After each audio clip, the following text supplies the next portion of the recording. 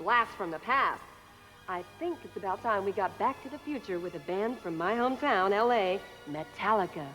These boys were part of a new wave of heavy metal in the early 80s, rebelling against the older bands they thought were going soft.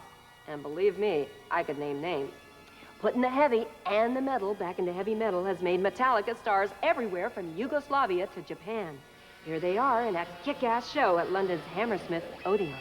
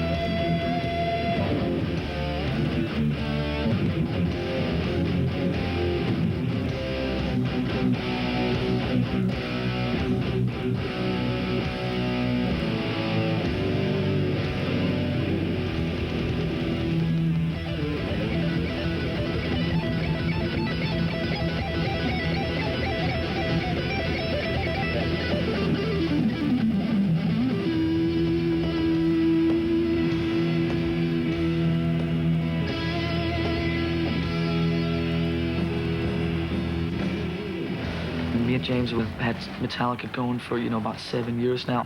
When I was hanging out with one of my friends back then, he was interested in starting a sort of heavy metal fanzine, and he had come over to my house one day and asked me, he had a list of about 15 or 20 different heavy metal, you know, names, and he asked me which ones of these I thought he should call his magazine. So I looked over the list and saw all these, you know, heavy metal this, heavy metal that, blah, blah, blah.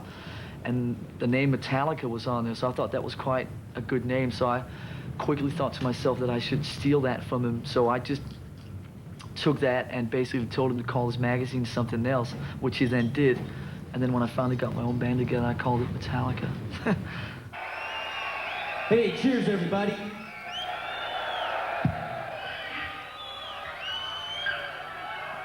Hey, man, you guys are fucking quiet out there. I can't hear you, man. Do you guys want to do some singing tonight or what? You guys want to do some singing?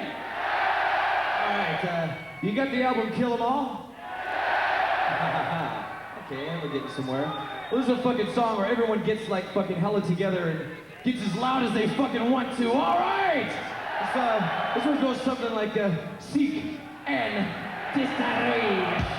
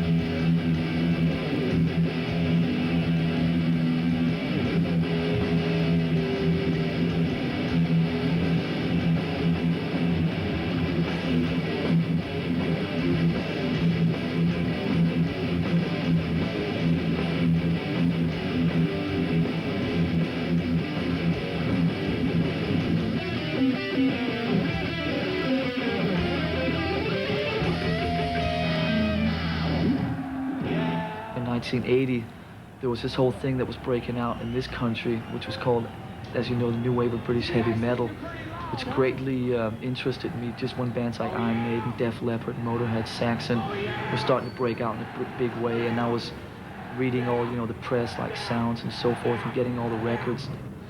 I think what it did was a direct result of the whole punk thing just a few years earlier, where it really sort of, I think heavy metal was really pumping itself up and up through the late 70s, and you know, the big traditional rock star things and the big jets and everything was really reaching sort of a sky limit that was getting a bit silly. And I think that the new wave of British heavy metal brought the whole thing back down to the street, and also reflecting on some of the things that I think punk brought into it, which was bands making their own demo tapes and sending them around and making independent 7-inch and 12-inch singles and so forth, and doing that sort of stuff. I think that musically, it borrowed some of the stuff from the punk thing, that bands like Iron Maiden and Saxon and Motorhead were obviously a lot more energetic than some of the more plodding stuff back in the early 70s. But I think lyrically, we were still in the same cliche-written territory, which is, you know, the Dungeons and the Dragons and the, you know, sex and the women and some of these silly things,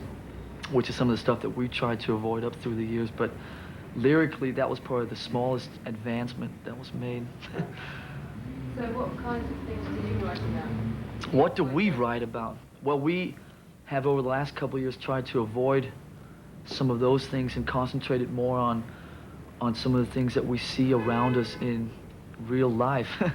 And a lot of people keep asking me if I think that Metallica lyrics are specifically negative or grim or gloomy, or I think that we just more reflect on some of the actual real things that we see around us. And I think that it's better to say that the Metallica lyrics are more like an honest interpretation of some of the stuff out in the real world, instead of trying to paint all these fake facades and pretend that everything is just so brilliant and walk around smiling all the time.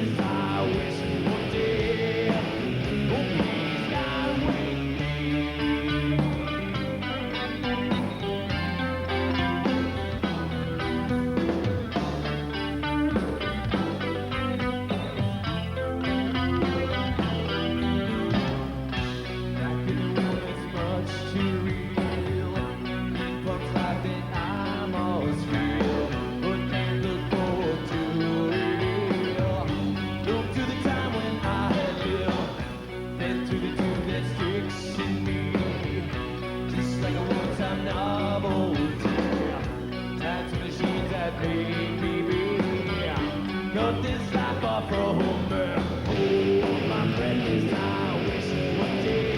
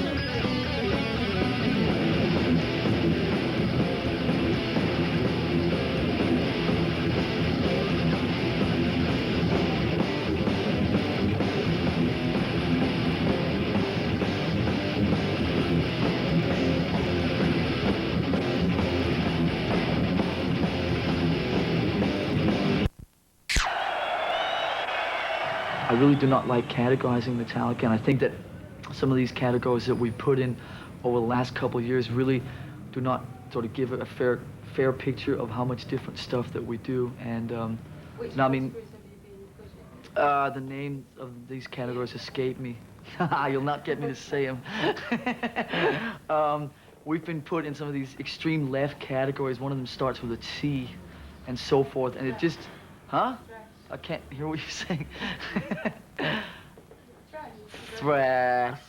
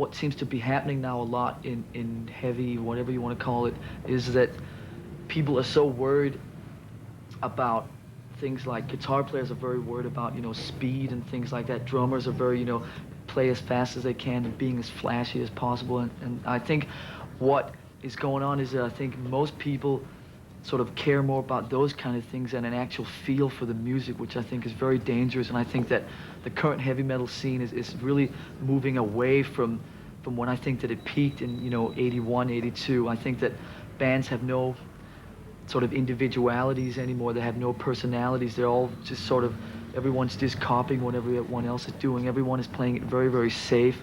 No one is sort of just taking chances and sort of trying to do things a bit different. But like, I'm really worried about that people are really losing like a feel for the music, which is something that I think through the 60s and the 70s and up to a few years ago, people, you know, the whole thing was very much centered around people's feel for, you know, different instruments and feels for songwriting and so forth.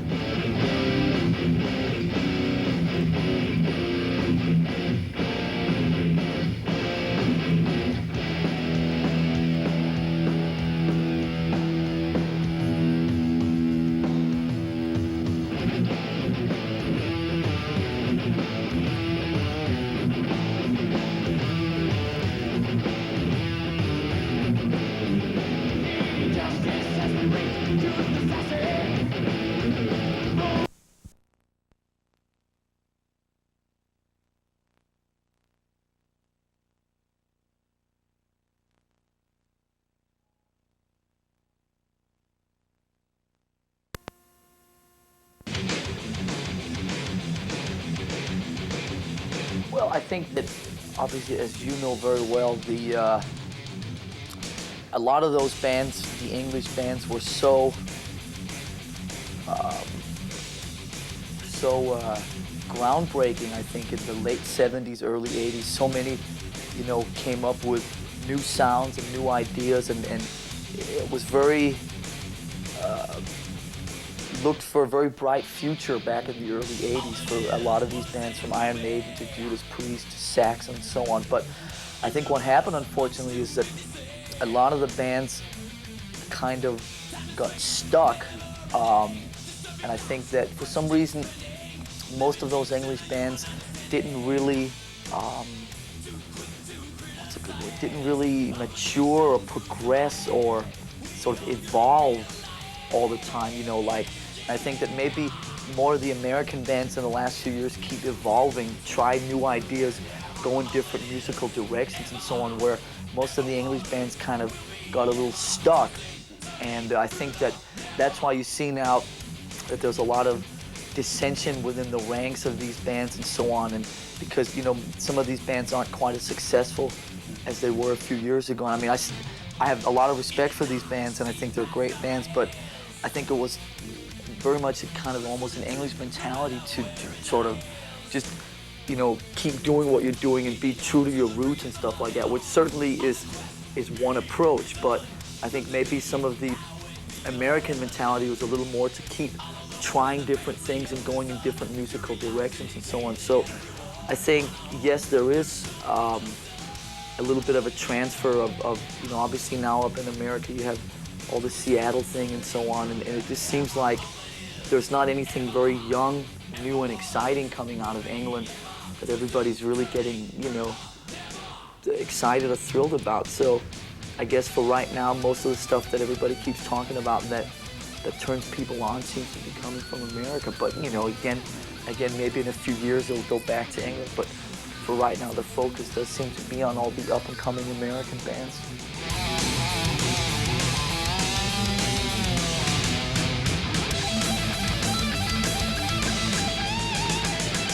I mean, that's a very difficult thing to get that deep into. I think if you remember, if you look back on when I moved to America in 1980, most of the big bands, big hard rock, heavy metal bands, you know, from Deep Purple to Black Sabbath to the Thin Lizzies to Queen and so on, were very, it was almost called, you know, dinosaur rock. It used to be called because they were so big, and for so many people they were completely out of touch with what was going on.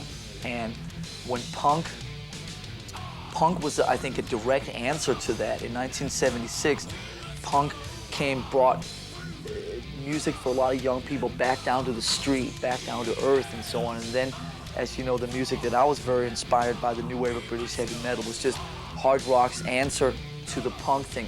The same attitudes, the same, we don't care what everybody wants or thinks about us or whatever, we just do what we want. That was very much the new wave of British heavy metal's attitude, which was just basically hard rock music with punk attitude.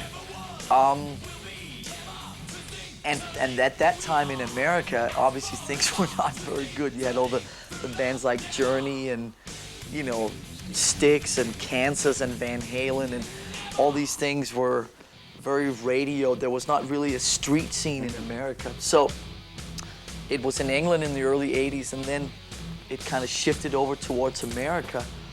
And it just never seemed like like I said before, that there was any new and great young British bands that came out that really had a kind of a fire or just any kind of excitement. Or it was weird. I don't know why, but the whole English scene, just from maybe the mid 80s or something, just kind of I don't know, it just became very tame, very boring. I don't know, and it just seemed like, I think a lot of the kids in America were a little more, maybe a little more pissed off, a little more angry, a little more bleak about the future. Maybe, I think in America, because of those years under Ronald Reagan, were very, very conservative, and the rich people got richer and the poor people got poorer, and there was a lot of kids in America who didn't really think that maybe for the first time that the American dream was, I think, you know, the classes got separated from each other more and more under the Reagan and Bush years, and there was a lot of kids that really, like I said, thought that maybe things weren't going to be so great for them, and they became more and more frustrated, more and more just not so confident about the future, and that, I think, reflected itself on the music scene, if you know what I mean. And I think it's funny how a lot of times politics and just people's attitudes in general really can reflect for a whole number of years just on the music scene. And I think people really just got really more and more pissed off, and a lot of these bands with attitudes and stuff like that just really came to the forefront, and people didn't want something that was so safe and predictable, and they needed somebody that they could relate to.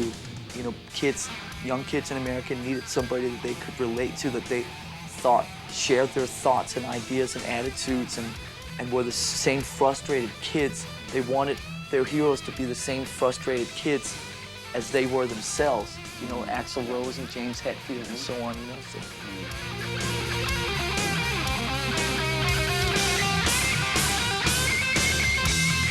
Yeah, that's an interesting point, yeah.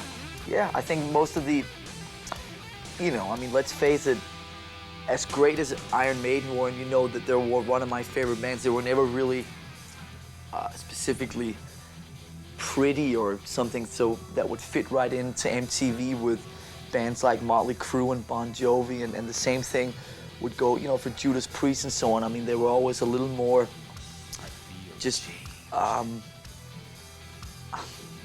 like boys bands or something, you know what I mean? And I don't know, MTV just in the mid 80s, it was very much, you know, Def Leppard, Bon Jovi, and, you know, then bands like Slaughter and Warrant and Cinderella and all that kind of stuff. But most of those English bands were just a little harder and a little just less pre-packaged for MTV. And most of the British bands that did maybe have a more an American image, it always seemed to be kind of fake. It seemed to be contrived, and it seemed to be just not right. You know, some of those bands that tried, you know, what bands like FM, and do you remember some of these bands? It didn't quite seem natural, do you know what I mean? So there was kind of a gap there, yeah. Hello. Okay, this is Kurt. And this is... I have a present for you. Oh, thank you! No, I have a present for you. Hello, how are you doing? I'm good. There you go. Alright. Nice meeting you.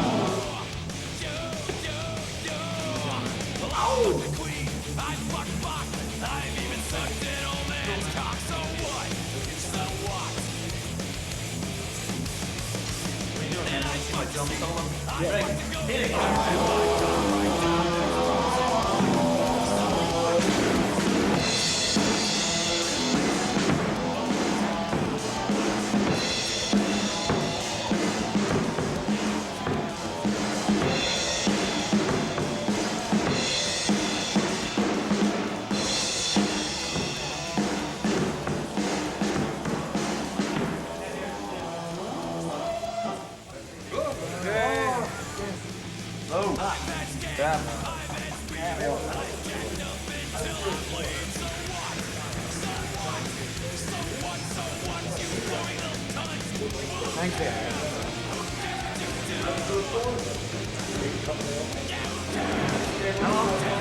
How you doing?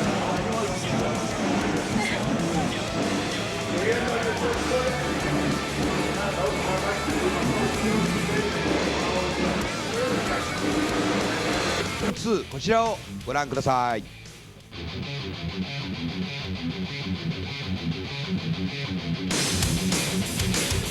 People have now in the last couple of months started asking me, you know, tell me about the next record. It's like, I don't know. I mean, to me, the next record is still so far away. We have 3-4 months to go of touring. Then we're going to take about a year off. Then we're going to sit down and think about the next record. So even thinking about what we're going to do in 1994, I don't know. So it's like, what am I going to think and do, and how am I going to feel, and what am I going to express, and what am I going to convey to people when I'm 40 years old? I have no idea. But the one thing I can tell you is that I'm sure that it will be exactly what I feel at that time.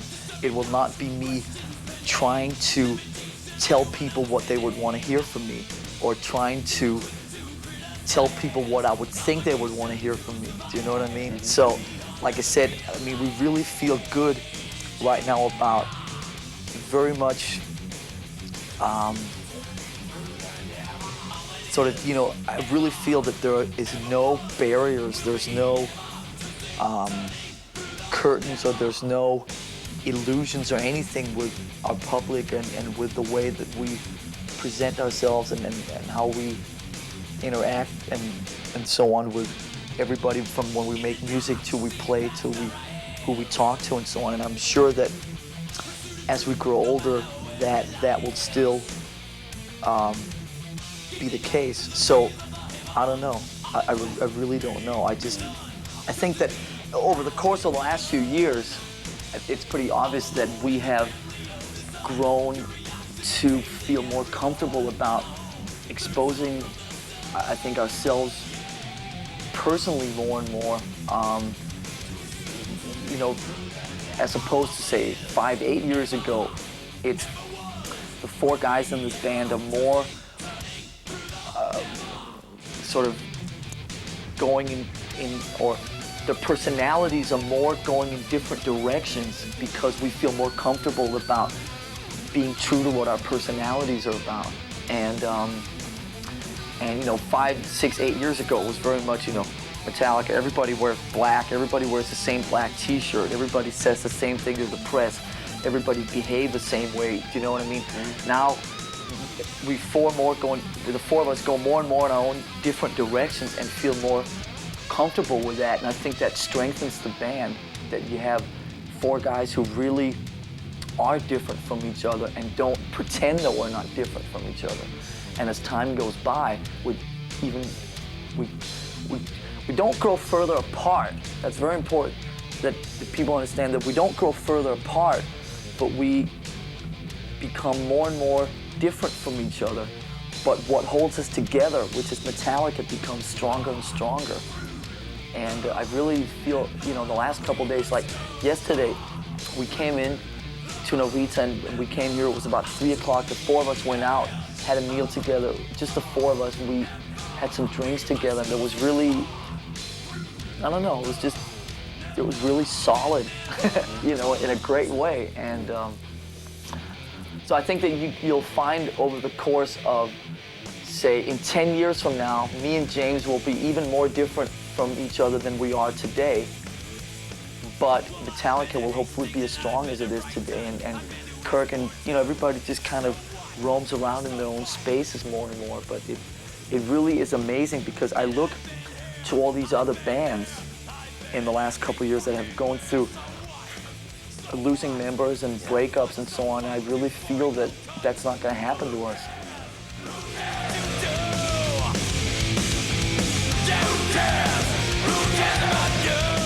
Yeah, I mean, I can express, it's a combination of personalities because when you put me and James and Bob Rock together in a room and like I said earlier, have that desire and that yearning to make, when we came off the Injustice for All album, we really, and I mean, and it's gonna sound a little corny, so forgive me, but I had a vision about making like a kind of just a real kind of back in black for the 90s, a real timeless record, a real, I don't know, it seemed right the whole way through from the minute that we started writing Enter Sandman and Bob Rock became involved and everything, that just, I could feel that we were onto something special and also, and I knew that if we took it all the way, it could become something really, really special. And so what is it that makes it that? It's a combination of so many things. The songs, the personalities, the fact that we have a luxury that a lot of other bands don't have, which is that if we want to go in and spend $2 million in a recording studio and spend a year in there, we can do that. A lot of other bands can't do that because they don't have that kind of money. So obviously that's a very precious situation to be in, and we're very lucky to be able to be in that kind of situation. But, you know, and then it's just, I guess, a focus of some kind that me and James really look over we bring different things to the table, and the fact that we bring different things to the table make it kind of a complete package. And then one of the things that obviously also, not forgetting Jason and Kirk, and then everything that Bob Rock threw in there. And I mean, it's so many little different things that just make the whole thing what it was. And I also have to give credit, you know, to Bob's sideman, which is a guy named Randy, who really also, I mean, he was the one that really sat there and slaved through all this stuff. I mean, he was there every single minute. Bob and me and James would drift off here and there, but this guy, Randy, I mean, he was just there every fucking minute. So it really is a combination of all those things, but also I think,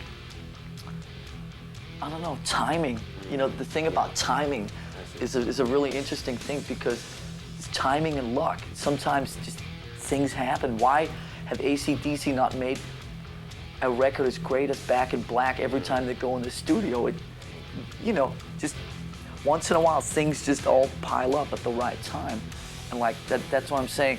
I'm not so much worried about the songs on the next record, but will we have the wanting and the yearning to go through all of this again? I don't know. And I think what is going to be very healthy for us and will hopefully put us closer to the point of wanting to go through it again is that when we're done with this tour in July, we really want to and are going to force ourselves to take 1 year off away from all this. So when we come back to it again, we really will be hungry and really will be yearning for it again, really will want to do it all over again. Because I mean, if we were to just take, you know, 6 weeks off and then say, okay, let's start for another record, we would just run in the opposite direction, you know what I mean? ということでラズリーこのインタビューは非常に長いインタビューでね1時間10何分ぐらいねあったんじゃないかと思うんですけども先週も言いましたけど、僕がラーズ・リュリヒと話すとですね、もう長いんだこれインタビューがね、だいたい45分ぐらいでインタビュー終わってくださいねなんて言われるんですけど、だいたい1時間以上になってしまうんですよね。これはお互いのバイブっていうのかな、これがもうバンバンこうお互いの、なんかこうハートを叩き合ってですね、新しいください。どうぞ。前回日本で僕インタビューした時にニューアルバムはエアロスミスにとってのサージェント・ペパーズのリハーサルバンドのアルバムになるぞというふうに言ったんですけど、実際僕はすごいアルバムだと思うんですけど、その通りになりましたでしょうか。 Well, that's funny. Not to jinx myself, but what I said was...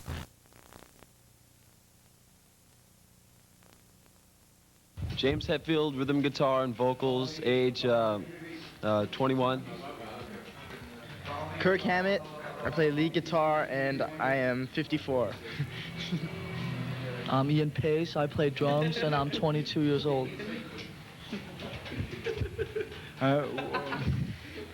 When did you start playing together? When we started. October, November 1981. Formed the band Metallica and had a few other guys on guitar and bass for about a year and a half.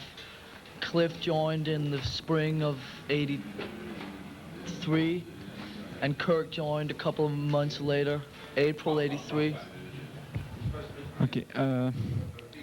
How did you begin to play that music so fast called thrash metal? I don't know who gave this. Well, we used to listen to a lot of Motorhead, and we thought that was very fast, you know. And I think it just got a bit out of hand at practices, drinking a bit, and just when we were down in LA playing in front of these crowds that were just really dead and very posing, and so we just get faster and faster just to annoy them, kind of, and that's how it happened. Okay, thank you. Are you conscious that you've got a big influence over most of the new bands today? I mean, every band is doing Metallica. So. It's like every band is just starting to play fast now, just for the sake of playing fast. That's kind of a compliment, you know. But it's getting a bit tedious. There's more to it than just playing fast. Yeah, definitely. A bit more to it. Are you as appreciated or known in America as in Europe? Where are you most popular, in Europe or in America? Definitely Europe, for now. This is the third time you come in Belgium in 1 year. For the next year, the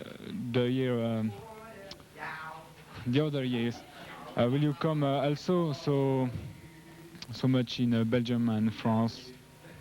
Yeah, we haven't really toured the States very much. We did one tour last summer with Raven, and but we have a big tour planned after this. United States. In the States. Headlining tour of the United States. Is this your first concert of this tour today? We played in Rouen last night in France. Okay. Have you any relations with the other Californian bands like Motley Crue and the other? Do you know them? We know Exodus. He takes lessons from Nicky. Oh, man. Don't believe that, folks. Yeah, we know Exodus. Just a couple thrash bands in the Bay Area that we're good friends with.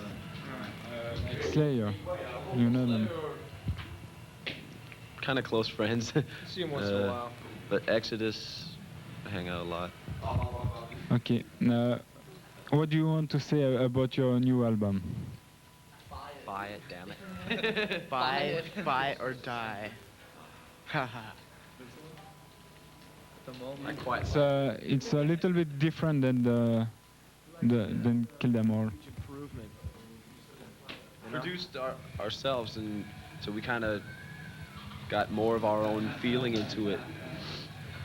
It's like a natural progression, you know, over You know, like a year and a half, progression in songwriting and musicianship and sort of maturing a bit, fucking finding out what we're doing.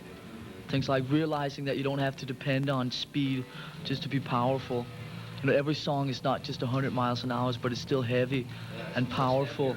Much heavier than Kill 'Em All, I think. That's... I mean, it's not as fast, I think. It's also one track. You know, there's more variations. There's a lot more variation in the songwriting. Do you have any projects about a live album soon? Or No. A couple bootlegs coming out. We'd like to get a hold of it. The next release will be a single, which is coming out in about a week, about the third week of November, which will have Creeping Death from the album Ride the Lightning, and then 2 cover songs on the B-side from my old garage days, Am I Evil, by a band called, and with just Am I Evil and Blitzkrieg, 2 songs we used to do, you know, when we started out in the garage in LA 2 years ago. Just couldn't think of anything else to put on the B-side. have you anything to say to the Belgian fans? How's it going? I do. Where's all the good beer? Where's all the good... Where are the women? Bring more girls to the concert. Just say goodbye to the camera. No. Bye, camera. Bye. See you later. Bye.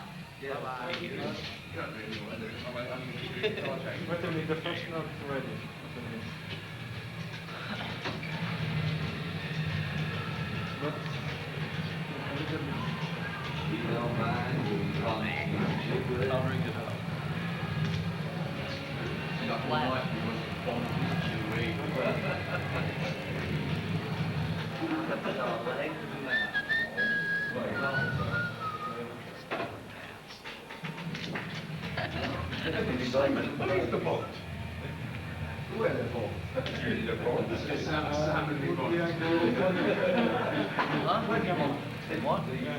Point?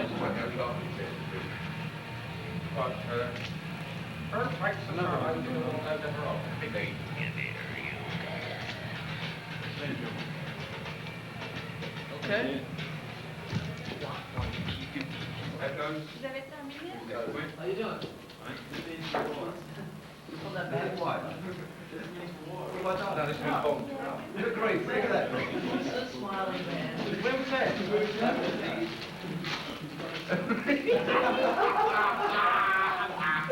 Real happy. You know, we're going down the storm. Just saw my babies walk away. This means Bob.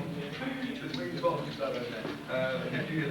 That's the one with the big That's the one that has the big centerfold picture?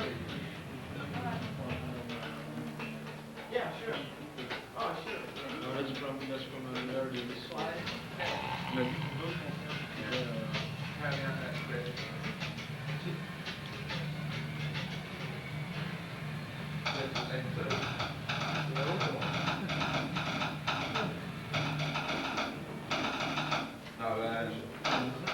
Oh, there's That's you. Is that what? So when we... It's you. A little note the other way around, but if you're standing the other way, that's what. Oh, that's real good. That's a different one, yeah. That one's better. Oh man! Oh no!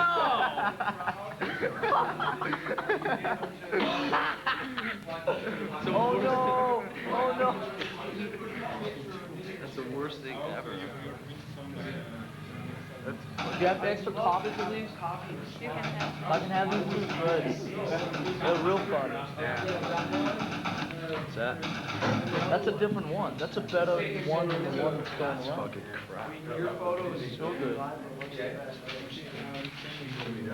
of the room. Get out of the room. Scary.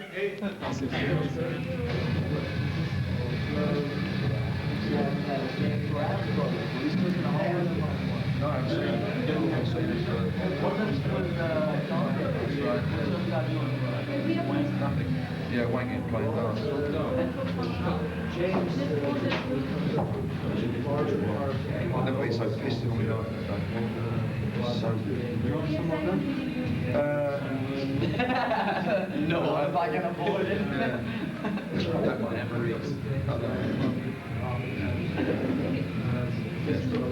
Christmas present.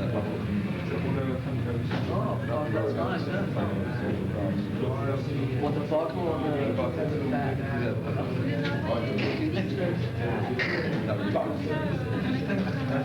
Gave me a nice little piece of package.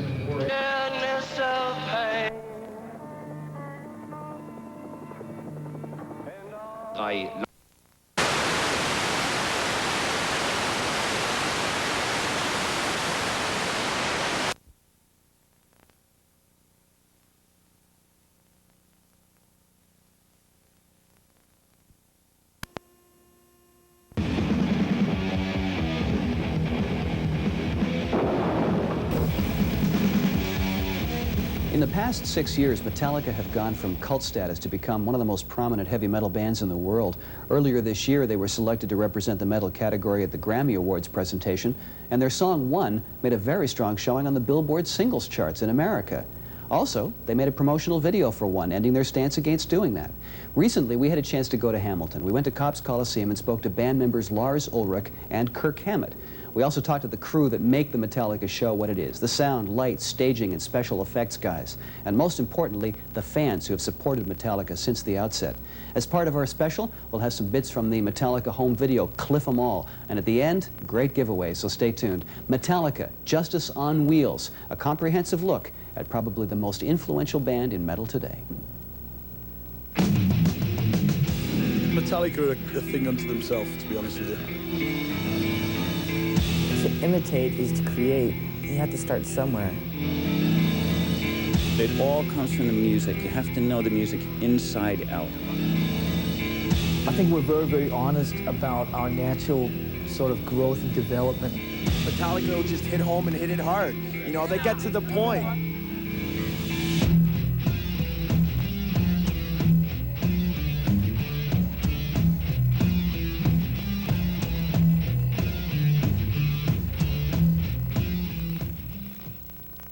I was talking to some of the crew before the show while they were setting up, and there's an amazing affection and respect for the band. Is it a family situation out there? We hang out together. I mean, we're all buddies. I mean, it's like, you know, if you travel around with all these people for a year and a half, I mean, it's hard not to become friends. We're pretty easy to get along with everyone in the band, and it's just, we all hang out together as much as we can. I saw an amazing respect, too. I mean, these guys come from all different backgrounds, different ages, different, you know, interests, but they respect this band and what this group has got to say. It was very impressive.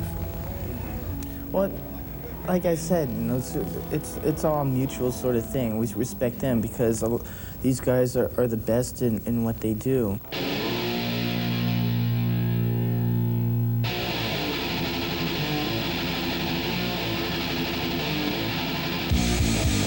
Musically, this is a bit of a different sort of thing for you, right?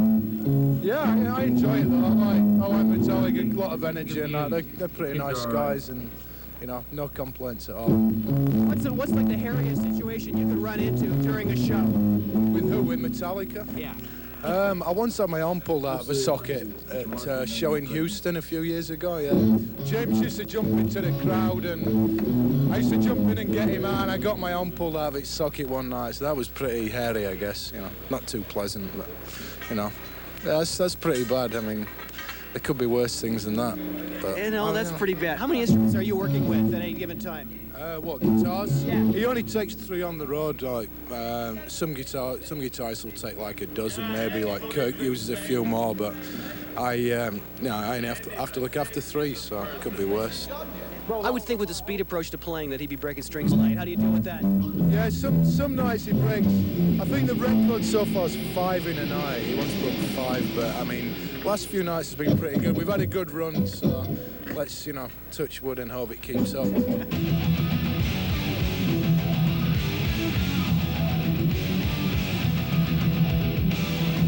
What's special about doing sound for a Metallica show?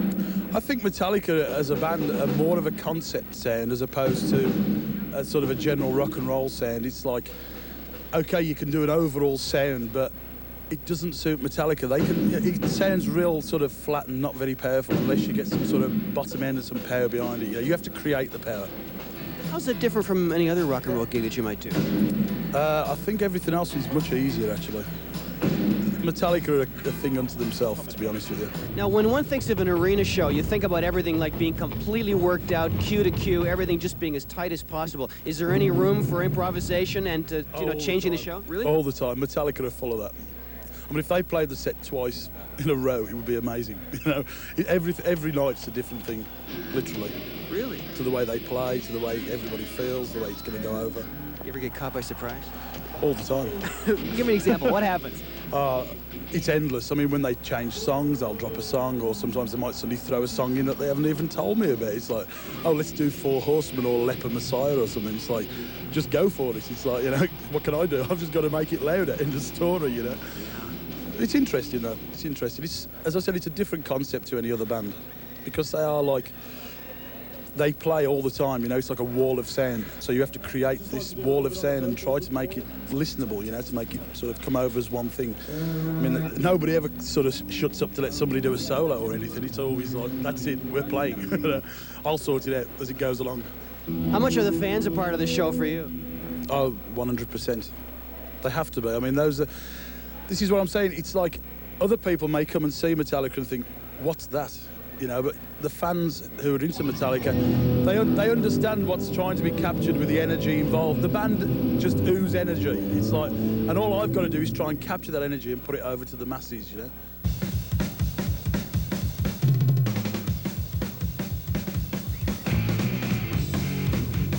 Now, the lighting setup is kind of unique here because towards the end of the show, it starts to break down and stuff. What's that mean? Is that something special for you as a setup? As it breaks down, there's like 4 of us on the lighting crew. We each have our certain gigs that we do. When the trusses come in, I have a certain amount of stagehands that I work with, and I just tell them what to do from each time. Is there any extra sort of safety things you got to deal with? There's a lot of safety matters. With each individual light that's hung up there, we have a safety cable around it just in case. That's pretty much it. Everything gets a safety cable around the main truss. You ever sort of crossed into the danger zone there where you thought, oh my God, what's going to happen next? Unfortunately, haven't had any problems like that. Yeah, so it's been a pretty safe tour so far.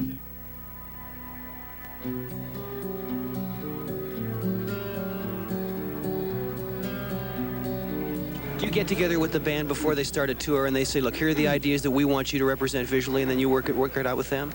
No, generally what happens is they call me, I go and get the music, I listen to the music over and over and over till it's in my subconscious, and then something comes out like this looks here. We were very lucky in that we found a guy named John Broderick who has been, you know, is a veteran or has been around for quite some time, done Aerosmith, Deep Purple, Rainbow, Scorpions and so forth, but hasn't actually done any hard rock metal stuff for about the last 6 years because he was getting very fed up with the sort of way it was all just ending up being cliches and so forth. And he, you know, we sat down and told him that this was our first time out in the arenas. We really wanted to put a visual together that was an interesting visual, that was a different visual, that was something that no bands had done before, but also was a visual that was subtle enough that it was not the selling point. You know what I mean? That it didn't come across like we were just trying to sell a stage show instead of just Metallica out there playing music. They wanted something different. They didn't want the Iron Maiden look, the heavy metal look.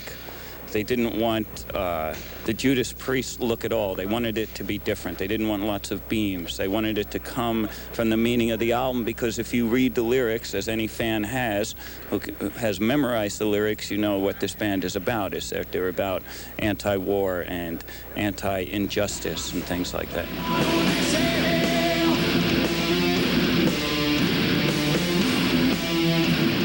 Did you ever get partway through a tour, look at the setup and go, my God, this is all wrong? Sure. And then what? You change it. Yeah?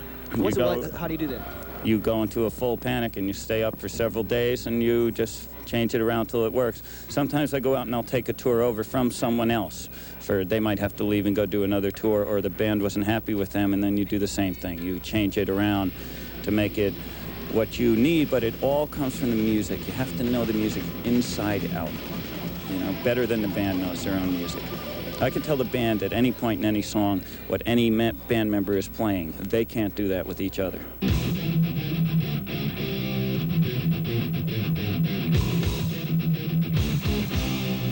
I understand that something special with the statue where it is built up over the night and then crumbles at the end. How hard is that to pull off?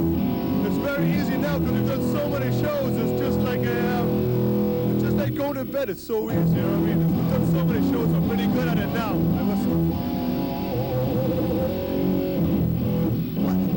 What's the material made out of, and how easy is it to move around? Okay, it's made of fiberglass skin. It's polystyrene inner. So it's really we have transported inside of 2 set cards, which is just the statue. The rest of it's transported in another 6 set cards. We've got 1 semi for the set. It's very light. It's ultra light system. It's really light to move around. It's like about 4 or 5 guys can move it easy. I understand that when the lady came down last night, she just about dropped her head on Lars. Is that true? Yeah, we actually hit the set last night, which was a little bit of an accident because we don't like hurting the guys, but obviously if it happens, the guys are all right. They enjoy it. You know what I mean? It's a good laugh. They enjoy having pieces of the set fall on them? Well, it didn't actually hit them. Let's put it that way. It was close. It knocked these 2 cymbals over here, and it landed on Lars. He just looked over and smiled. It was all right with me.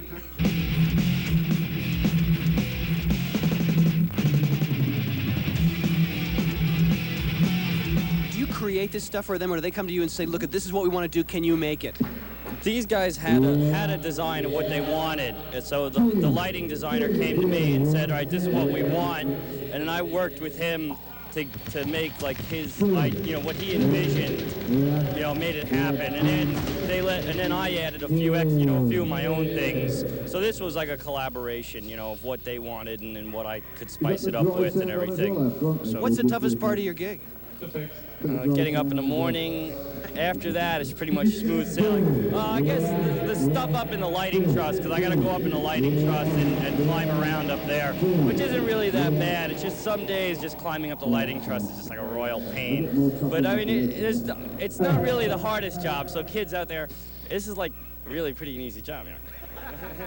There's a lot of paperwork involved, you know. You got to get clearances from the fire department and everything. And sometimes you have to do demonstrations. They want to come down and see what you're going to do during the day. So they'll say, like, what's the biggest thing that you have? And you got to set off, like, your biggest device and stuff. I would say there's probably about 60 or 70 individual little things.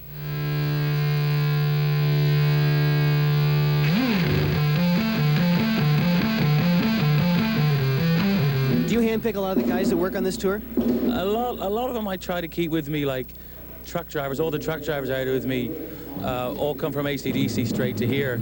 And like Pyro came from AC/DC with me, and Dougie, one of the carpenters, came with me. The rest of the guys were in Europe with Metallica touring, so they came with them because I didn't do the European portion of the Metallica tour. So they were already there, but when I can get some of the guys I like in, I do, because especially with the truck drivers and people like that, because you need people to get from the last gig to the next gig. Because although our day starts at 9 in the morning, if they don't get there, we don't start. So the gig really starts when you load out the last gig. And without them, you know, you can't do nothing. So I like to get the ones I know would go the extra yard for you. Jake, what's the area of the whole tour setup that could potentially have the worst snags for you? In which snags do you mean? Like well, technically. Well, part of my job is to advance the shows well in advance with the local promoters, you know, in this case, Canada CPI, and with their rep, and to make sure that they have enough power in the building, whether we can hang the full system in the roof, and the stage size is big enough, and of course the labor force and the food. If you advance that properly, then you really shouldn't have any snags. Of course there always are. If it was all smooth, they wouldn't need me, would they? The biggest problem we have with security is the advance press before we come into town. I think some of the people think that because a car gets stolen or a woman gets assaulted or something like that when Metallica is in town, that it doesn't happen the rest of the year. It happens the year round. And I think they think that we bring these people in especially for it, you know. And I guess that's a little annoying. And then buildings and press call other towns, and so when you get into a city, you have a bad rap before you've even got a chance to prove yourself. That's the biggest headache, and they make you, after listening to second-hand information, everything gets blown out of proportion. So when you're coming to do security, they want to put more guys than really necessary, you know, which then costs more for the band and things like that, because on bad reports. So the news would be the worst aspect of security.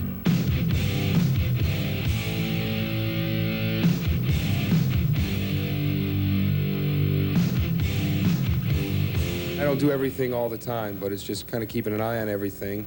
And it's mostly band related. I mean, Jake deals with most of the production stuff in the show, but it's mostly making sure the band's happy, making sure the band get up on time, get to places on time, do interviews like this and other ones, phoners, various things.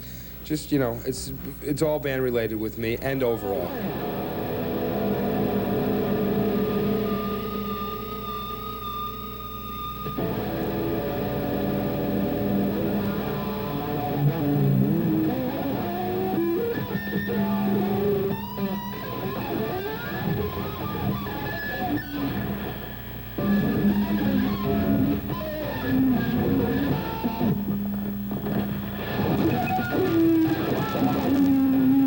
The other thing that I generally deal with is the security. I'll come in each day and deal with the local security, have security meeting with them, make sure that they know that the guys that are in the barricade between the band and the audience know how to deal with the kids that sometimes come over the barricade, because sometimes, unlike this show, we'll do a general admission show where it's just open seating on the floor, more like open standing. And the kids will just shove up against the barricade and sometimes try to get onto the stage, and sometimes, you know, sort of a rowdy crowd, you might say, you know. What do you do when they get all pressed in so tight there that obviously people in the right up front are going to have trouble breathing? Well, we have a special addition to our barricade, which is starting to be done on most of them now, which is a step up. So it allows the security guards to stand on a platform that's inside the barricade and pull the kids out. So, you know, most of them like it. I mean, you know, we'll always go back and forth across the barricade and see if any of the kids want to get out. But Metallica fans are pretty diehard, and most of them will just choose to stay there. I mean, unless, you know, sometimes people pass out and they get crushed and they get hurt, but we've never, ever had any serious injuries occur during our tour. Excuse me, let's see who's calling, shall we? Production, 2 names for the guest list. This is another part of my job, is the guest list. Or we call it the pest list. Okay, go ahead. Martin Moxey, M-O-X-Y, M-O-X-E-Y. Who's guest? Okay. What do you do when this one's over? What do you do when you get home? What do I do when I get home? I don't get off my couch.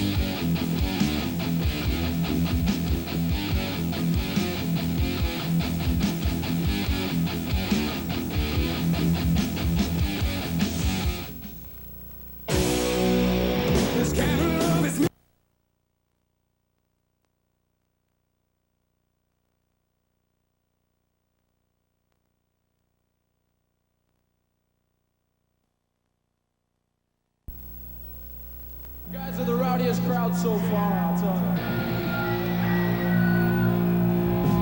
We love it!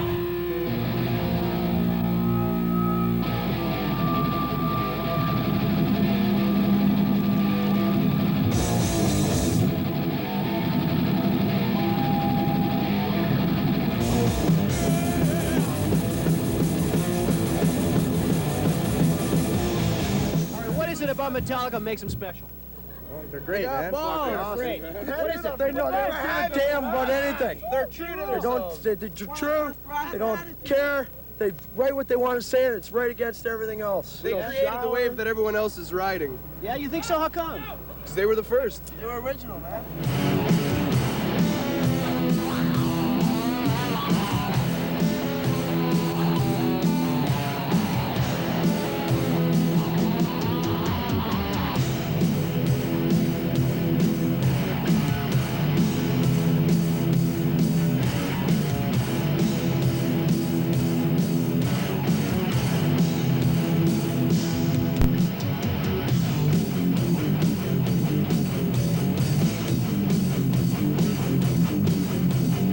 Metallica are talking about madness and war and stuff like that. Does that have special meaning for you? Nah, They're not they promoting talk it. about everything that's going on today, man. They try and make sense. They're trying to talk to the people at the heads of society, trying to tell them what's going on. You know, because like everybody nowadays are getting all of this glam crap and everything else. Metallica will just hit home and hit it hard.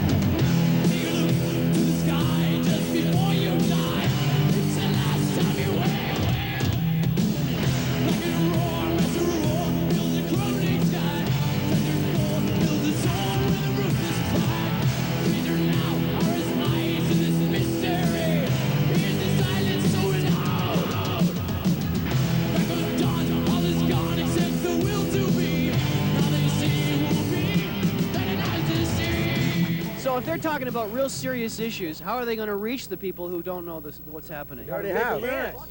They can't reach the people that aren't listening. The only people that are going to listen to Metallica are the people that are like rockers, true fans, and everything else, right? And it means a lot to us, you know, anybody who cares. But for anybody outside this circle, forget about it. They'll think, oh, metal, and they get into the typical stereotypes, and they'll just throw it away. They'll call it garbage. They're posers. The Metallica fans seem incredibly dedicated and at times very serious. They don't seem to bring a party attitude to the show.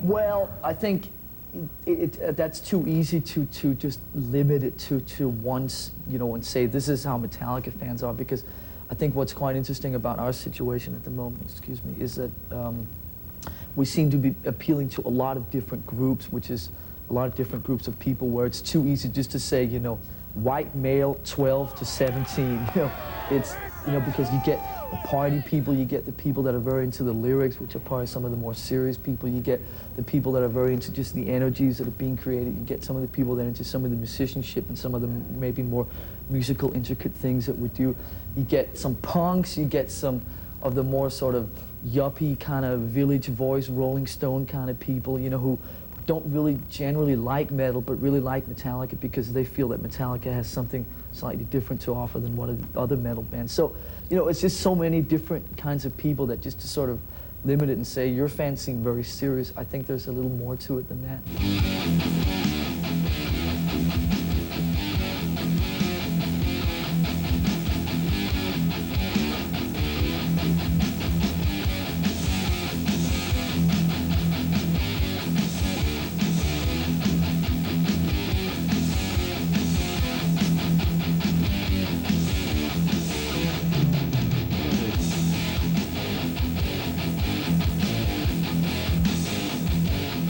Metallica are known for keeping in touch with their fans. You actually go out and meet and greet them. What do you learn in those situations? I could go out there at any given night, you know, and start talking to the fans, and one of them will say a comment that's just like, what? What did you say? And it's like, it'll make me think, you know? And I like that. I like, you know, it's just an objective viewpoint to what we're doing. And a lot of the times, on this side of the stage, you won't get it like backstage, you know. But a lot of the times, it takes something like a fan to notice something that no one else would notice in the, you know, in the entire entourage, and I find that really surprising. But I mean, and when it comes to like, you know, talking with the fans and stuff, I was once a fan, and when I was going to concerts and such, I would go to every single gig hoping that I'd meet, you know, my idol, you know, guy, you know, that impressed me the most. And it never happened, but, you know, it didn't matter because I really enjoyed the band. And, you know, now that I'm in that position, I feel that, you know, well, these kids, you know, they've come to see the band. It'd probably make their day extra special if you go up to them and, you know, sign an autograph and talk to them. I'm not gonna ever space myself from being public. I mean, I'm not gonna become a hermit because of the popularity of the band. I think that can lead to some serious psychological problems. Another question, you got the album Kill 'Em All? Yeah? Can I borrow it? Awesome. All right, well, you know the song, sing along with us. It's entitled Seek and the Distillery.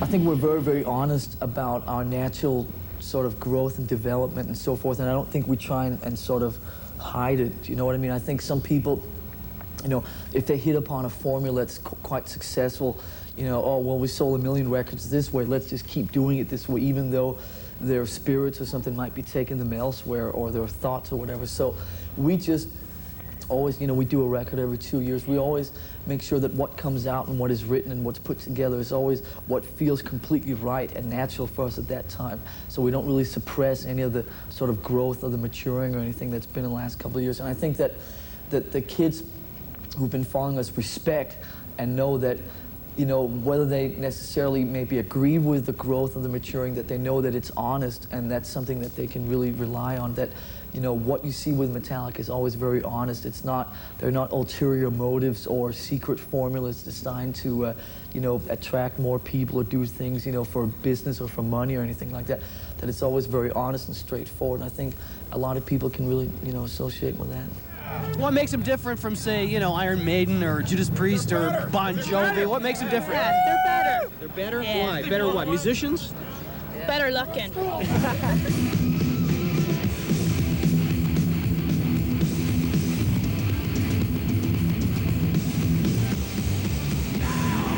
All right, thank you.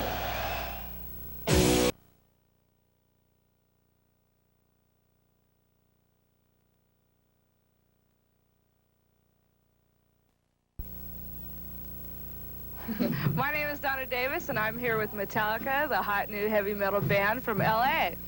And let's have them start with their name and what they do in the band. And let's start with you. James Hetfield, rhythm guitar and vocals. Lars Ulrich, drums and bongs. Dave Mustaine, lead guitar. Cliff Burton, bass guitar. Okay, how long has the band been together as Metallica? Well, since we started. Which was what? October '81? Yeah. The first Metallica. The first Metallica. Okay. Who are your favorite artists or your main influences? Let's start with you. Oh, I don't know. There's all kinds of shit. I can't even start to think about it. Angel Witch. Angel Witch. Faith. Venom. Motorhead. Rush. Venom. Diamond Head. Black Sabbath. Diamond Head. ZZ Top.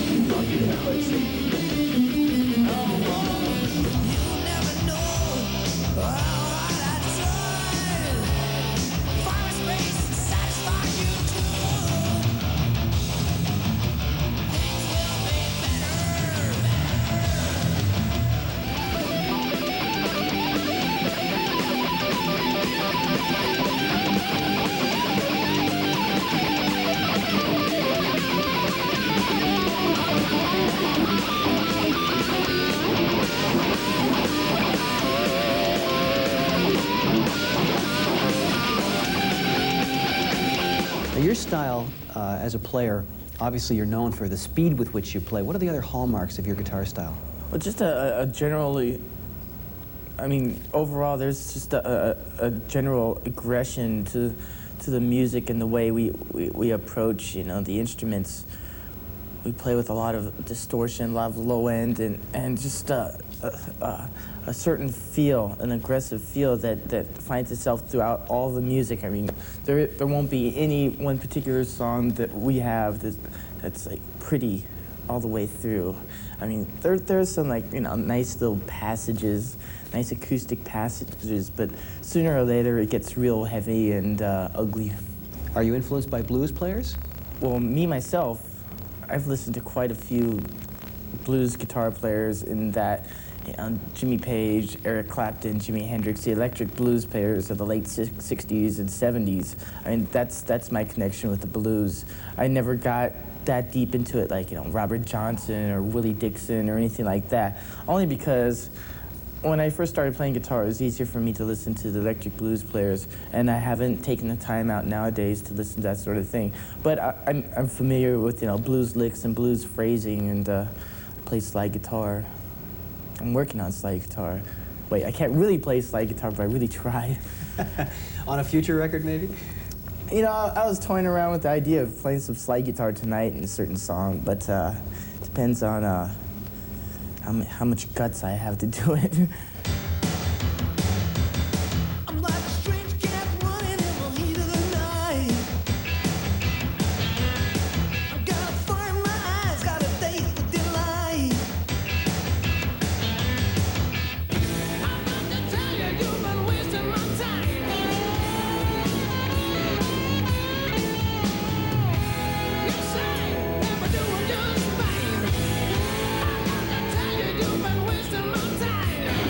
You mentioned, just as we were starting, that you're a major Zeppelin fan. I'm curious to know, when you look back at the guys who are kind of the fathers of metal music, what do you think about what they're doing today? Like, do you listen to Robert Plant's music and Jimmy Page's stuff today? Not too much. No, it's, the style is a bit far removed from what they were doing together. I think together they're something really special. But nowadays, it's too, like I said, it's too far removed. So I really don't listen to it intensively. I mean, I have Outrider and I have Now and Zen. I listen to it, but it doesn't, you know, strike me as being super special. Yeah. Zeppelin were one of a kind.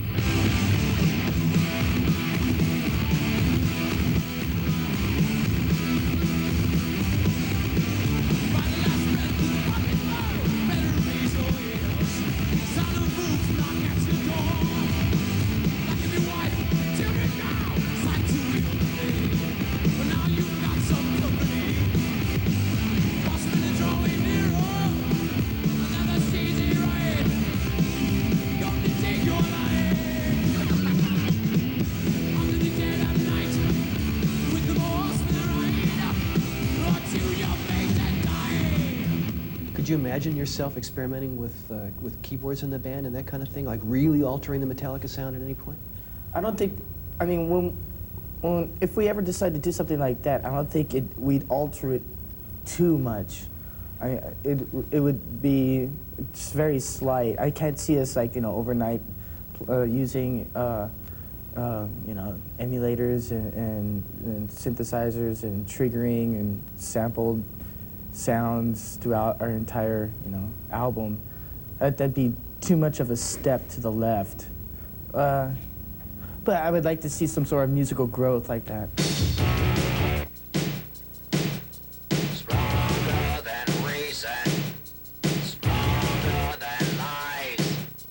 The only truth I know is the look in your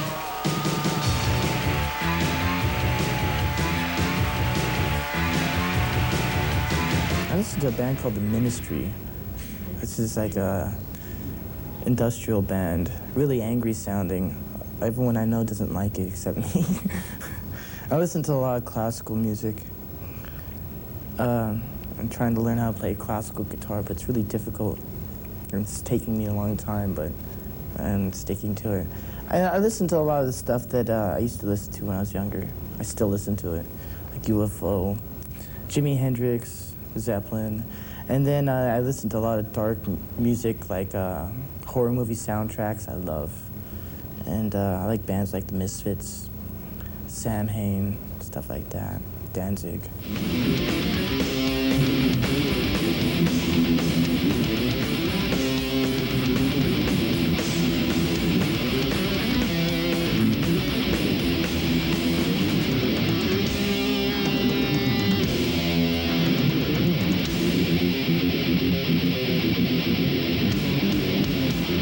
Ever since I was, you know, about 9 or 10 years old in Denmark and first started becoming very interested in music and so forth, for some reason drums, I used to start out with these cardboard boxes and these things that you would mix paint with, you know, and just sit and play on these things and never try to play anything specifically structured or anything, but I always used to sit and pretend that I was Ian Pace from Deep Purple, and I always got a big kick out of that. And I think up through the rest of the 70s, every time that, you know, most people would stand in front of the mirror and play air guitar, I always found myself, you know, swinging wildly in the air, playing or pretending I was some sort of drummer. So when finally I started getting around to really becoming so interested in it that it was time to do something, I just, you know, went the drum way and, you know, just became very quickly interested in sort of, I didn't want to sit for 5 years and get lessons and learn all the, I was so interested in just playing songs and playing with guitar players and so forth that as soon as I could count to 4, you know, I started looking for other people to get a band together with. And I don't necessarily recommend that to other people, but, you know, it was, I was just so interested in playing in a band that I just sort of jumped over all the sort of beginning learning things and just went straight into playing with other people.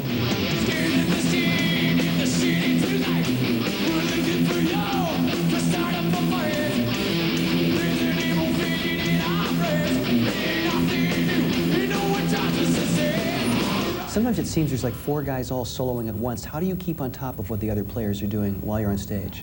I would say that I probably slightly have to disagree with what you started out by saying, but because I think that, especially on the last couple albums, we've tried to, the general way of thinking is that we try to do what's best for the overall unit as a whole. And I think a few years ago, a few of us were quite concerned with trying to like steal the solo spot, maybe is what you're referring to. And I think that has something to do with not being too confident in your own like musicianship and your own musical abilities.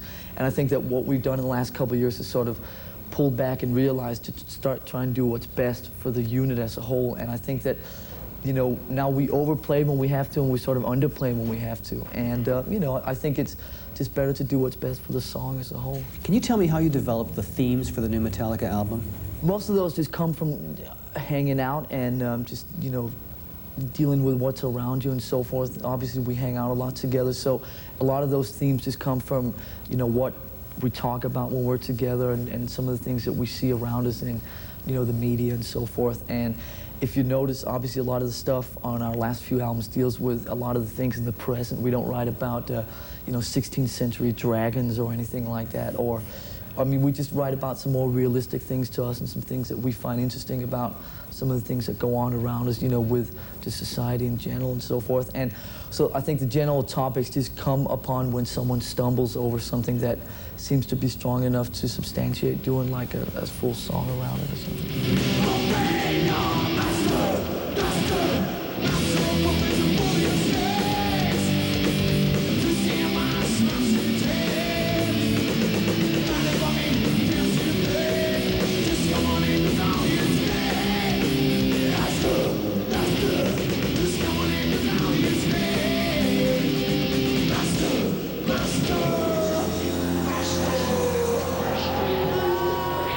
A lot of your music could be open to serious misinterpretation. Is there a way to set up a counteroffensive to that? Well, I think the best way of doing that is really not thinking about it. I think that once you start thinking about what the outcome is of what you're creating, then I think you're in trouble, or at least I think we're in trouble if obviously if that's how other bands want to do it. I'm not going to say anything about it, but we feel that generally when we create, we sort of have to sort of shut out, you know, everything that goes on around us and really not worry about the consequences or anything like that. Because if you sit down and start thinking, well, this parents group is going to say this, or, you know, these people are going to say this, or maybe this song is only going to appeal to this group of people, or maybe these people over here will be offended, then it's like you're just sort of running around in circles, do you know what I mean? So the best thing for us to do is just when we create, to shut out basically everything around us and stop thinking about the consequences and just do what comes out naturally. It seems to me, Lars, that rap and metal share that problem of being very popular and yet not getting any radio exposure. Is this the true alternative music of today? I mean, this stuff with, you know, alternative music and all these categories, I think that the problem I have with most of that stuff is that I don't know actually what it all means, and I'm not sure that anyone else actually does, because I think at the end of the day, everyone has different definitions of you know, what really is, you know, metal, underground metal, hard rock, pop metal, alternative music, you know, the new wavy stuff. And I mean, at the end of the day, does anyone actually really, you know, who sets these barriers? put this together too. The bells of those that boost the dose of lack and those that sell the black. Shame on the brother when they dealing. The same block where my 98 be wheeling. And everybody know another kilo. From a corner from a brother, keep another below. And stop illing and killing, stop grilling. Yo, black, yo. Speaking about what you're saying about, you know, the radio airplay and so forth, I mean, we've just proven that, you know, we can sell 2 million records without the aid or depending on video and radio. And does that make us an alternative band like, say, REM or something like that? Who knows? And to be totally honest with you, who cares? Let's hear it for thrash metal. Terry Mulligan, Much Music Canada. Right on. Canadian video channel. Are you bummed? Hey, we got to play. That's a great thing for us. One step forward, three back. It's all forward. All right. And from here on in, I suppose that it's the same way. I was talking to Kumodi about the rap selections. There's another 5 to 10 bands that you got to nominate on the master list. There's a lot of music being made out there. It was kind of a weird list of metal contendants. It's really strange. But what do you figure is the criteria? If you're going to get it down to what is the criteria for the selection? What you mean in the heavy metal category? Yeah. I don't know if Jethro Tull belonged in there. They don't belong there. That's what I'm saying. Maybe 10 years ago or something. I thought AC/DC was going to win personally. I was so surprised to see Metallica on the Grammys. Was that a victory just being there? It was good in that this was the first time that this category was added to the Academy, and it was good for us to play. That was the most important thing. It was actually playing. It wasn't as much winning as it was actually playing and establishing ourselves as a genre that that is a major force. Actually has something to say, and. I mean, it felt really good, and I felt really honored to be in the band that was picked, to represent this genre.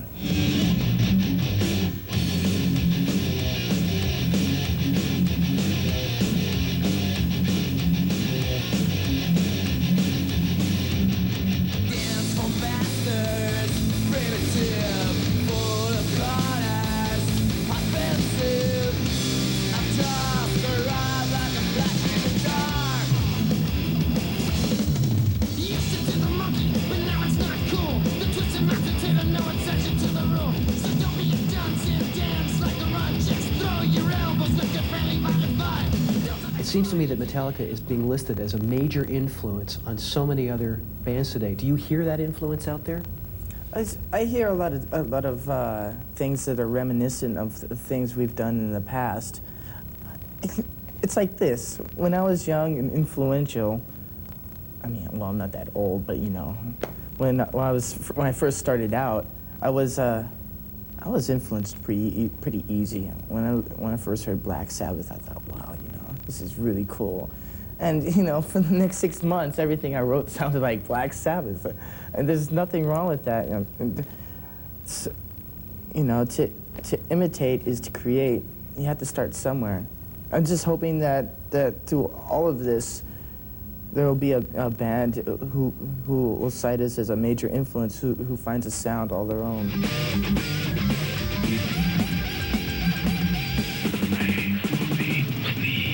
Father.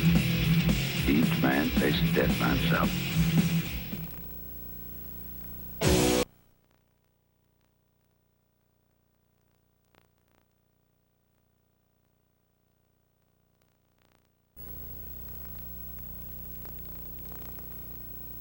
The theme of the song One is particularly bleak. How did that one come about? It's funny, the word bleak comes up a lot. A dark vision, shall we call it, Basically, it just goes back a few years ago to, actually way back to when we were doing stuff for the Puppets album. We were just talking about what it would be like to be in a situation which the guy in the song is obviously in, where he basically can't see, hear, or speak, and doesn't have any limbs or anything, just basically shut off from everything that goes on around him. And then we found out that there was a book written about a guy in a similar situation, just set up against the background of World War I, which was obviously this book called Johnny Got His Gun. And that's basically when we took the idea and set it against that background. But just, I think some of those ideas come from, I think a lot of them comes from sort of fear of being trapped in certain situations that you really have no control over. Oh, please, God, wake me. Just like a piece of meat that keeps on living. In making the video for the song, how did you integrate the film footage into the performance? We became aware sometime back in September of last year that there was actually a movie done about the book, and then it was actually directed by old Dalton Trumbo himself, and who wrote the book, obviously. And we got a copy of the movie, which wasn't actually that easy to track down, and looked through it and so forth. And I think somewhere along the lines of watching the movie and so forth, somewhere a few ideas were just born that maybe here was actually sort of the foundation of something that could possibly turn into some sort of very weird and very different, you know, promotional video than what other bands had done. And we got the rights to the movie, and we basically just started talking about, you know, okay, we'll show the band, you know, playing very, very subtly, and, you know, just the way we do when we rehearse, you know, play to each other, not anything big and enormous with big lights and anything like that, just very subtle and very sort of just easy, sort of straightforward stuff. And just basically to try and tell the story of what goes on in this book and this movie without also, which was very difficult to, without just making the song sort of like a musical background for the story. So it was, trying to balance it out was kind of difficult. We knew somewhere along the lines there that we had an idea that was, you know, definitely very original and also quite different from what other people had been doing. And we threw ourselves out into it, knowing all the time the agreement we had with Elektra Records, which was that if this did not work, see ya, straight in the garbage can at their expense. And nice agreement. Yeah, it was a good agreement. It isn't like a lot of these commercial videos where it's just image after image after image after image, and you can just like stare at it, you know, at a daze. This one demands a lot of attention when you look at it, and it's, like I said, it's pretty different, and so I'm really proud of it.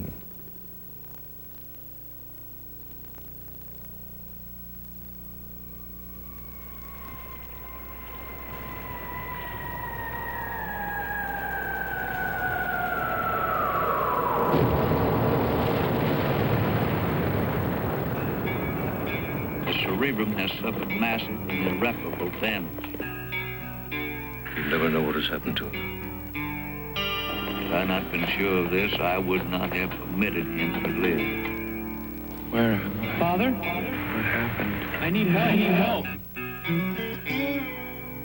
What is democracy? What is democracy? Got something to do with young men killing each other, I believe. When it comes my turn, will you want me to go? For democracy, any man would give his only begotten son.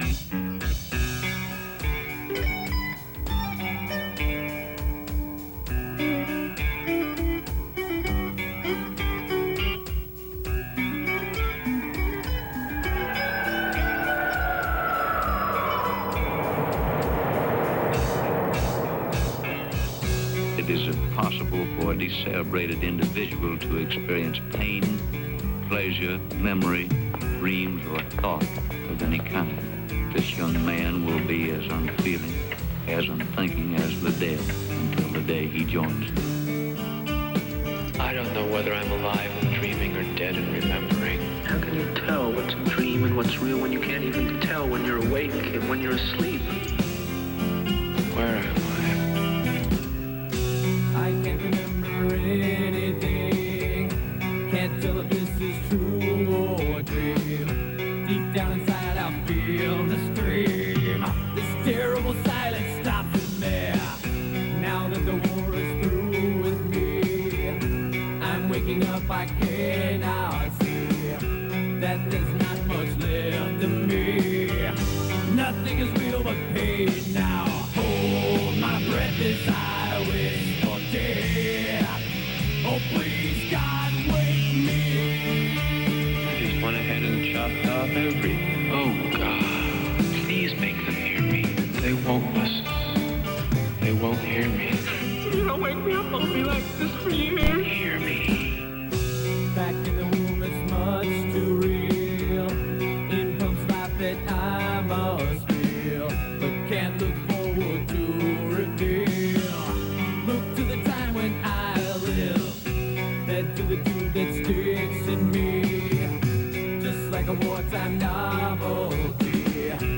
tied to machines that make me be. Cut this life off from me. Hold my breath as I wish for death. Oh, please, God, wake me. Just like a piece of meat that keeps on living.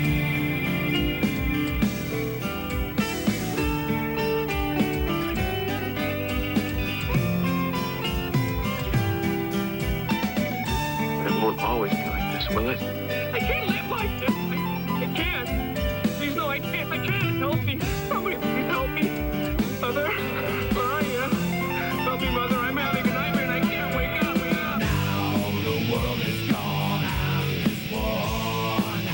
Oh, God, help me. Hold my breath as I wish for death. Oh, please, God, help me.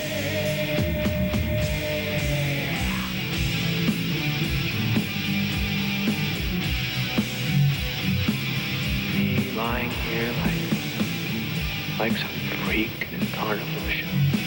He is the armless, legless wonder of the 20th century.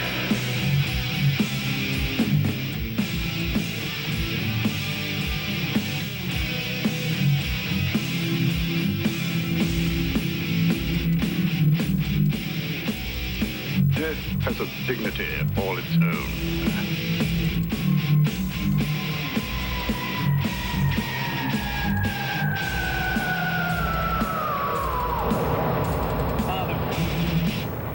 I need help. I'm in terrible trouble and I need help. Don't you remember when you were little? How you and Bill Harper used to string a wire between the two houses so you could telegraph to each other? You'll remember the Morse code? Darkness imprisoning me. All that I see, absolute horror. I cannot live, I cannot die. Trapped in myself, body my only fear. It's Morse code. For what? SOS. Help. Landmine has taken my sight, taken my speech, taken my hearing, taken my arms, taken my legs, taken my soul. Left me with life in hell. What's he say? He said, kill me. Over and over again. Kill me. Oh, God. He's making it here. Don't you have some message for him, Padre? He's the product of your profession. Not mine.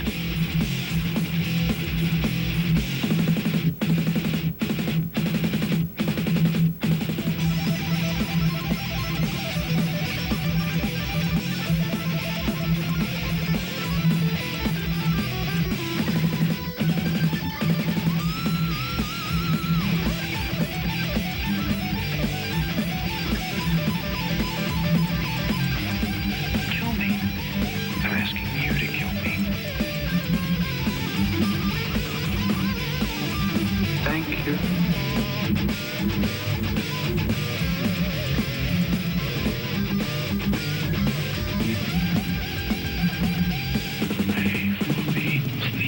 Father. Each man faces death by himself. Alone. Goodbye, Father.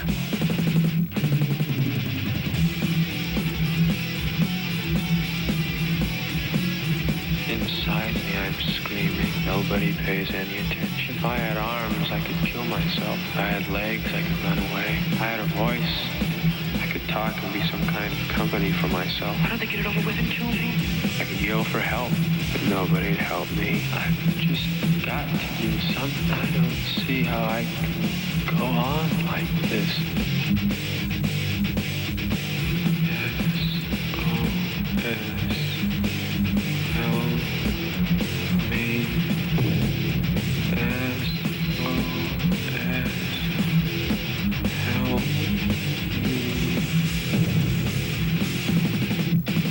Keep the home fires burning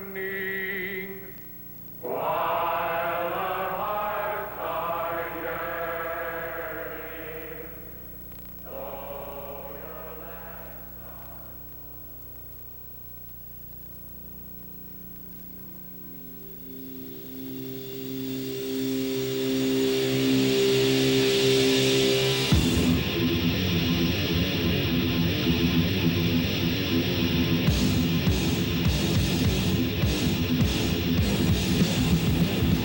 go tour the strip.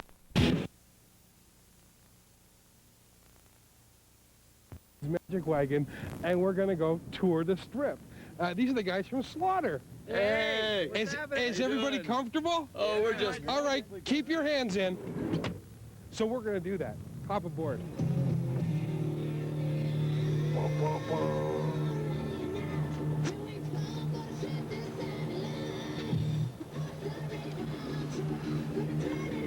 Have you guys got your seatbelts on? Oh, no. Absolutely not. Please find the seatbelts, gentlemen. Okay, let's buckle up. I'll buckle this up. Now, what do you guys feel like doing? I mean, I was in LA last week. I went to clubs.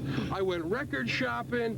I had a great time. I'll tell you what, let's go buy some records. Cool. Great. That's killer. Records are the best thing to buy. How'd you get your dad's Magic Wagon? Did you rip it off? No, my dad was at the Elks Club meeting this week, and I got to use it. So could you guys introduce yourselves? So, this is Dana Strum. This is Mark Slaughter. That's Tim Kelly. That's Boss Elias, world famous drummer from Houston, Tejas. And we're Slaughter. I got to ask you, starting out, you know what, Dana and Mark, you know, why did you guys leave Vinnie Vincent's Invasion? Who? Huh? We appreciate the opportunity that we had playing with him. He was an ex-KISS member, and we really appreciate the time. But musically, there were a lot of differences that were starting to go down. We made our second record. We were feeling real good about it. He wasn't. We started to hit the road. Times were getting worse, and we wanted to be just true to the musical styles that we like. So we created Slaughter.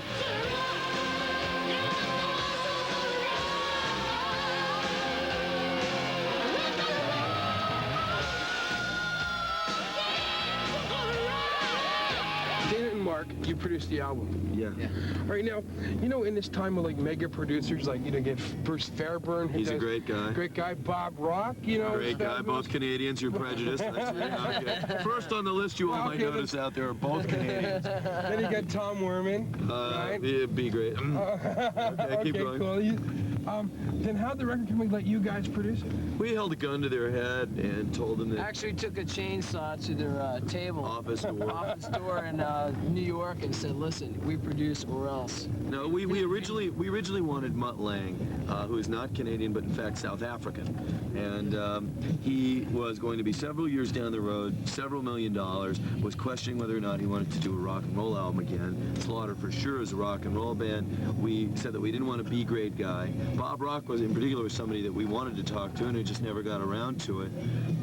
So we did it ourselves. We'd done the previous band's record, Vinnie Vincent Records, and sold a few records that way. And we wanted to do it in a quick way, though. We wanted to do the record real spontaneous. We did the whole record in a month and a half.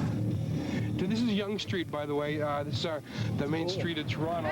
And this looks like a strip in LA.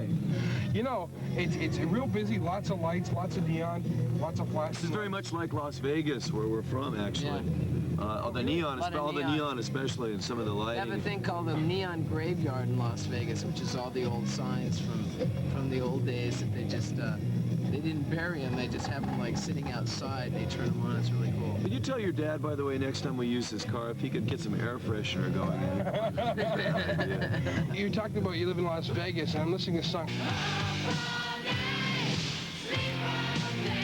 Has it got anything to do with living in Las Vegas, up all night, sleep all day? I'd say any big city. Las Vegas in particular is 24 hours. Well, in Toronto. I mean, this is a big city. This is, you know, but you guys have like a liquor call at like 2 a.m., right?